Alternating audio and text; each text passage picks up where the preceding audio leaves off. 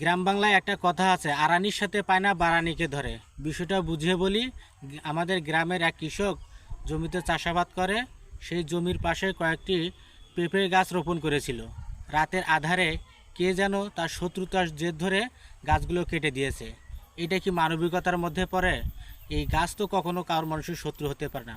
মানুষ মানুষের শত্রু হতে পারে, কিন্তু গাছ আমাদের কি আসলে কখনো শত্রু হতে পারে? কিন্তু রাতের আধারে সেই মানুষের শত্রুতার জেদ ধরে তাকে কিছু না করতে পেরে উঠে সেই রাতের আধারে গাছগুলো কেটে দিয়ে নষ্ট করে দিছে। দেখেন, ফুল এসেছে, ফল এসেছে, কৃষকের মুখে হাসি ফুটেছে, কিন্তু সেই এক রাতেই এক নিমিষেই ফসলটা নষ্ট করে দিয়েছে।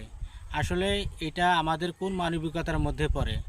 আমরা কৃষককে যদি বাঁচাতে না পারি, কৃষকের ফসল যদি নষ্ট করে, তাহলে আমরা খাবো কি? আর আমরা দেশের মানুষই বা বাঁচবো কী হয়?